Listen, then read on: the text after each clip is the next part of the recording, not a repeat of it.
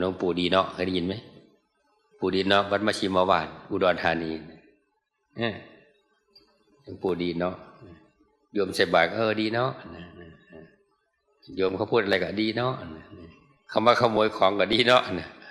คำว่าแม้แต่หมากัดท่านก็ว่าดีเนาะแต่ท่านตายเพราะหมาบ้านะเพราะว่าหมากัดท่านแล้วท่าน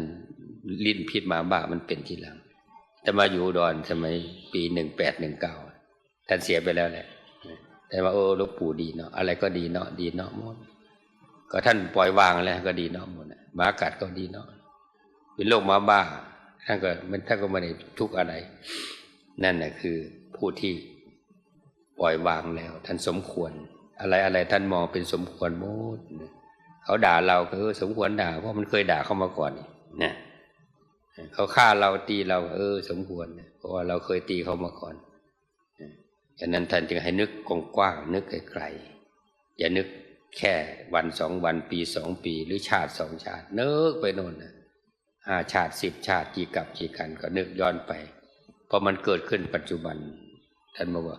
ปัจจุบันนี่แหละส่องหาอดีตปัจจุบันส่องหาอดีตดีชั่วยังไงในอดีตมันต้องพอมันเกิดขึ้นก็ให้นึกได้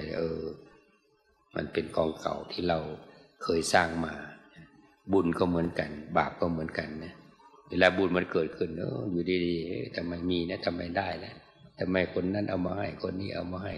ดีๆไม่อยากได้แล้วก็เสนอให้มันยังไงเนี่ยก็แสดงว่ามันมีเหตุสมควร